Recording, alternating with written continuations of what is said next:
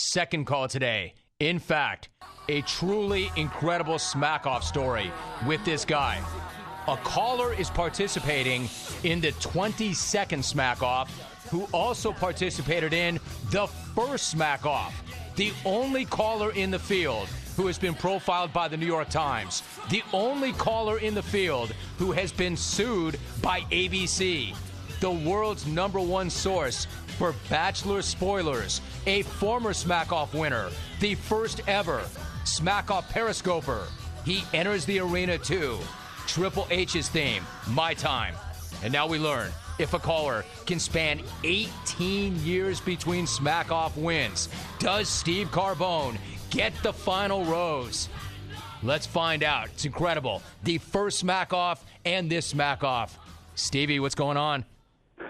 Jim, like a Mark in Hollywood IMDb page, I'm here for one episode.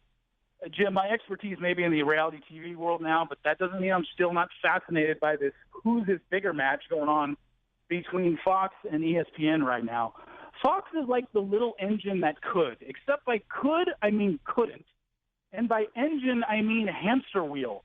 They're pillaging all of ESPN's former talent, but the problem in that strategy is that they're about as talented as some of these golden ticket callers. Like Colin Cowherd, yeah, that guy's great. Just ask him. If there's a more self-absorbed prima donna ass clown at that station, well, he's named JT the Brick. I'm reminded of the old joke when I think of him. You know, the one that goes, what's the difference between God and Colin Cowherd? God doesn't think he's Colin Cowherd.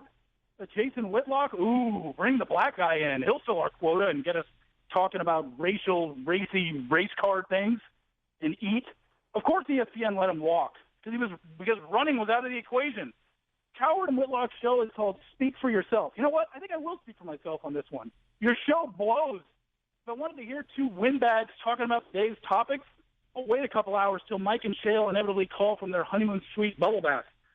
And their latest hire, Skip Bayless, Jim, all you need to know about Skip Bayless is in a book he wrote, he once insinuated that Troy Aikman was gay. Let that sink in for a minute. Skip Bayless accused someone else of being gay. Okay. What a lineup. Again, Fox, I see your end game here. I mean, which apparently is taking even bigger nosedive in the ratings. But why stop there? Keep going after ESPN's marginal talent. I mean, there's still Levitard you can get. To me, it's not coincidence whatsoever that those are the last four letters of his last name. Oh, see, a very intrigued. LeBron bring the title to Cleveland. He left Miami. See. Seriously, shut up, old man. This is what they consider entertainment? And then to round out that crew, you've got Bobby Jones, who likes to articulate his thoughts, and Oprah enunciates every word. But the problem with Bobby Jones is he sounds like he's plugging his nose when he speaks. Have at it, Fox. Just bring them all over. You can't possibly sink any lower at this point. Now, Jim, we all know I've carved a little niche for myself, being the guy who spoilers The Bachelor and Bachelorette. Well, I also have the ability to do that with the SmackOff. Like, someone asked me the other day my prediction on the SmackOff. You know what I told them? Only time will tell. It could go either way. One thing's for sure. It's going to be interesting.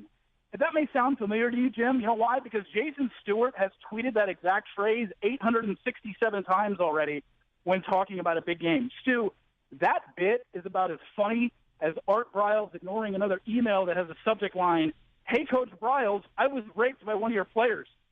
The career arc of Jason Stewart is fascinating to me. Fresh off a quick little 14-year stint producing your show, he's now moved on to producing, again, to a radio show on a network that has changed its host more times than it has appeared in a ratings book. I'm glad radio stations have gone away from those silly book diaries to determine who's listening to what station. I always thought that was a little antiquated. Now we have the PPM, the portable people meter, to more accurately tell us that no one listens to the show that Stu works on. I mean, if Ryan Seacrest puts Taylor Swift on the air, PPMs spike. If JStew books another LA Times sports columnist during lunch hour, I think PPMs spontaneously combust. But my favorite JStew career move is his little side job he has going on right now. You know, that really hip podcast where he, wait for it, recaps The Bachelorette. Man, that's cutting edge right there. I loved it the first time I heard it, you know, when it was called realitysteve.com. Dude, quit stalking me. Yes, I'll come on your podcast next week. You know what else I'm going to hear today, Jim? And, you know, John in San Antonio might have brought this up, but I wrote it first. Bragg in Corona does tell us he wins SmackOff, but he always tells us he wins because he has a wife and kids. Like, that doesn't impress me. Hell, Arnold Schwarzenegger produced a child with his maid, Bartolo Colon. It's not that big of a deal. You're acting like in between Mensa meetings and writing a thesis on splitting the atom, all while hanging out with your family, you somehow managed to find 5 minutes out of the year to place a phone call. Like, dude, you sell insurance. You know what my insurance guy does all day? He golfs. You pea-brained, metrosexual 909 meth head. Nobody cares that you're married and have kids. Take your $5,000 and save it for the child support your wife will inevitably ask for when she leaves you due to the fact that you boast about SmackOff wins. Let's see, what else is going to happen today? Oh, probably a good bet that Joe and the OC will, 1, sound like it's that time of the month. 2, reference something to do with old school callers versus new school callers versus preschool callers, and then bitch about why he didn't win this thing when it's over. And then 3, as John in San Antonio obviously already said, the fact that he is going to probably include his Ray Buchanan rap. Joe, Ray Buchanan did that rap at a tour stop in 1998. And here you are 15 years after the fact. Come on, Rachel Shea, they're back. I still rap the same old crap. I swear, the second I hear, let's go to Orange County, I start getting the shakes. I have to go on Mike Tyson and turn off your station. And look, I know that Mike and Chael are plotting right now, whatever tag team call they have in mind, I get it. They're former champions. They can do whatever lame shtick they have planned today. But, Jim, giving those guys 12 minutes of airtime like last season is just too much. That's right. They got 12 minutes last year. That's like 24 calls from Silk. And it's like the amount of screen time minutes if you combine all of Mark and Hollywood's TV appearances. Please, I don't need a laundry list of who shall be struck down this year, guys. Unless, of course, that list includes every swipe left Mike has got on Grindr and a detailed report of how many horse tranquilizers Chael set up before Bones Jones, Bill Cosby them. Then have at it, boys. I don't care. You know, I know it's a big day for these guys, but it's just laughable how predictable they've come. Look at their... That's not a good call. No. You don't like that call. I don't like that call. Not a very good call. Put me in a bad spot, Steve. Put me in a bad spot. I mean, the call was unbelievable.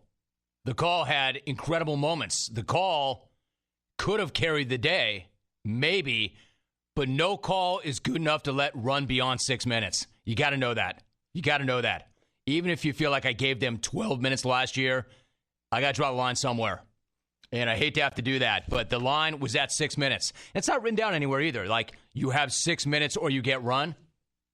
But of all the guys who should know, Steve should know. He was in the very first one, and he's in the very latest one. Of all the guys who should know, it's Steve. Got to be a little more concise than that. I'm not saying you've got to get your call in 1 minute, but you've got to get that call in under 6 minutes.